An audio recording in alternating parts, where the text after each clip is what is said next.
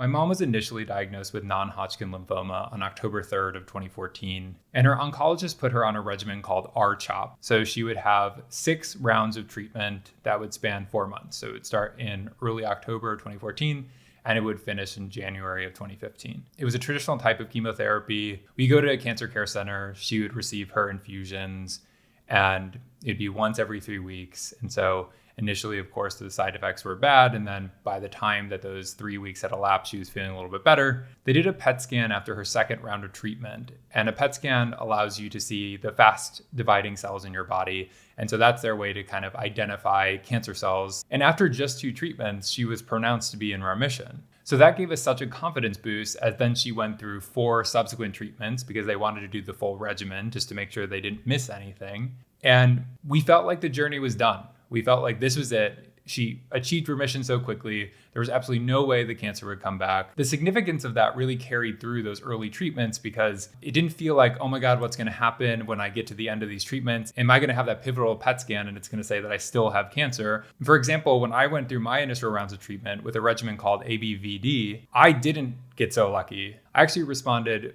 pretty poorly to that treatment. So after that, benchmark second treatment, I still was having cancer cells come up on my PET scan. After the 4-month check-in, I was still having cancer cells come up on my PET scan. And so I really didn't know after the 6-month mark of going through that treatment, whether or not I would even be pronounced in remission. And I ultimately was pronounced in remission, but it didn't stick. I relapsed shortly after that. So for my mom, it really felt like those early treatments were kind of it, that this was going to be just those 4 months that she has to get through. She'll suffer through it. She'll deal with the side effects and she will then move on with her life. She'll return back to normal and that would be it. The cancer would just be a blip in her life. So during that period of time, I was living in New York City. I was 25 years old and I'd come home for the initial round of treatment and I came back for a few more treatments during that time. So I was there for the one around Thanksgiving. I was there for the one around Christmas. And then I was ultimately there for her final treatment at the end of January. It was such a weird experience being so disconnected from her during that time because, I would go there, I'd be there for her treatments, but I wouldn't really be around to see her suffer through the side effect. When you're initially going through the treatment, when you go through the infusions, there's actually very little side effects in that immediate moment. It's really when the body is starting to process all the toxins that you just put in it that you start to have all those side effects. So my perception on her cancer treatment was definitely not complete. And at that time, she very much hid those side effects to a certain extent. We didn't really know when we weren't physically with her how bad she was feeling. And it was such a strange experience for me being this 25-year-old in New York City, living my frivolous gay life, compared with my mom who is going through intense chemotherapy treatments. And even though she was, confident after she got that second PET scan, that didn't diminish the fact that she was still suffering through these treatments. And so anytime I picked up the phone to talk to her, it was just this clash of realities where she was going through something so significant and I was just living my day-to-day life. So I was there to witness my mom finishing her last treatment. She rung the bell at the cancer care center saying, I'm a survivor. I beat this. I've overcome cancer.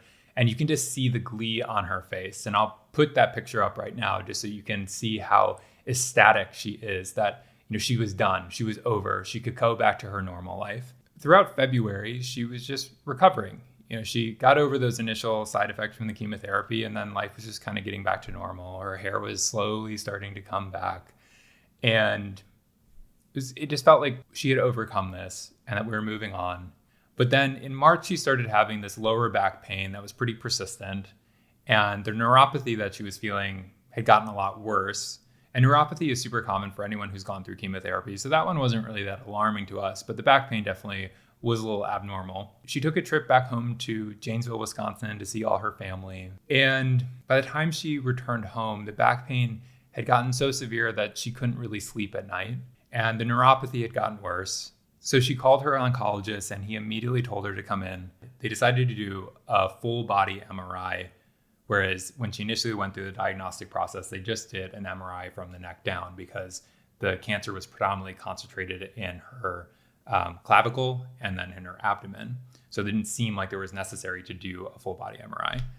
And they also decided to do a lumbar puncture to get a sample of her spinal fluid. Unfortunately, the MRI revealed that there were cancer cells in her brain, and the lumbar puncture revealed that there were cancer cells in her spinal cord. It was the same form of cancer, so it either had metastasized very quickly, or it was always in her brain and spinal cord, but they just didn't catch it because they didn't do a full body MRI at the beginning and they didn't do a lumbar puncture.